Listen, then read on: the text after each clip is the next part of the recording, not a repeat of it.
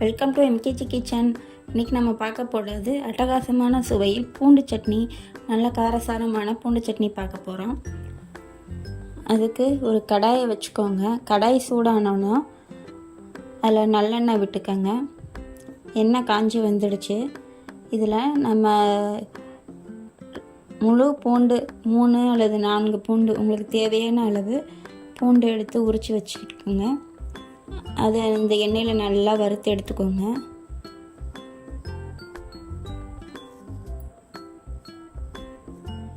இந்த மாதிரி நல்லா பொன்னிறமாக வறுத்துக்கோங்க. ரொம்ப கருக விட்டுறாதீங்க. லோ ஃப்ளேம்லேயே வச்சு வருங்க. ஹையில் வச்சிங்கன்னா கலர் கருத்து போயிடும். பூண்டு நல்லா இதாகாது, ஃப்ரை ஆகாது. லோலேயே வச்சு சிம்லேயே வச்சு பொரித்து எடுத்துக்கோங்க. இதை எடுத்ததுக்கப்புறமா ஒரு ஸ்பூன் உளுந்தம்பருப்பு போட்டு வறுத்து எடுத்துக்கோங்க.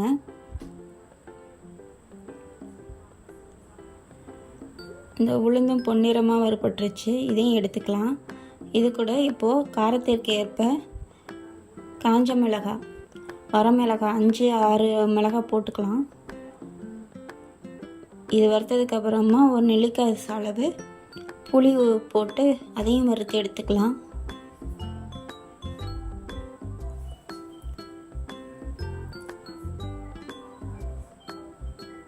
இதில் ஒரு கைப்பிடி அளவு கருவேப்பிலையும் பொரித்து எடுத்துக்கலாம். இப்போது இது எள்ளு ஒரு ஸ்பூன் நான் சேர்த்துருக்கேன். இது தேவைன்னா போட்டுக்கோங்க, இல்லைன்னா வேண்டாம். இது ஆப்ஷனல் தான். இப்போ இதெல்லாம் சேர்த்து நல்லா ஆற விடுங்க. ஆறினதுக்கப்புறமா ஒரு மிக்ஸி ஜாரில் போட்டு அரைச்சி எடுத்துக்கலாம்.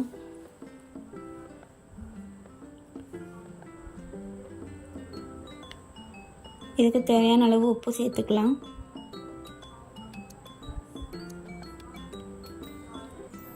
இந்த மாதிரி நல்லா நைஸாக அரைச்சிட்டு வந்துடலாம். நல்லா திக்கான சட்னி ரெடி ஆகிடுச்சு, பூண்டு சட்னி. இது உடம்புக்கு ரொம்ப நல்லது. இந்த மாதிரி வாரம் ஒரு முறை செஞ்சிங்கன்னா வாய்வு பிரச்சனை இந்த மாதிரி எதுவும் வராது. இப்போது கடுகு, காஞ்ச மிளகாய், கருவேப்பிலை போட்டு தாளித்து கொட்டிக்கலாம். இந்த மாதிரி திக்காக வேணும்னா திக்காகவே சர்வ் பண்ணுங்கள்.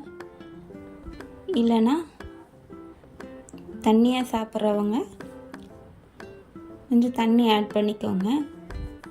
இந்த மாதிரி கூட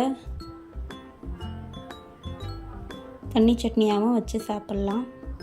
டேஸ்ட்டாக நல்லா அருமையாக இருக்கும். இட்லி, தோசை, அப்படியே துவையலாக செஞ்சோம்னா சாப்பாட்டுக்கு கூட யூஸ் பண்ணிக்கலாம்.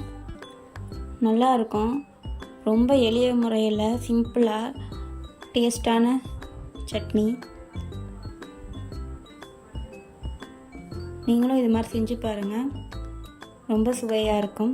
தேங்க்ஸ் ஃபார் வாட்சிங்.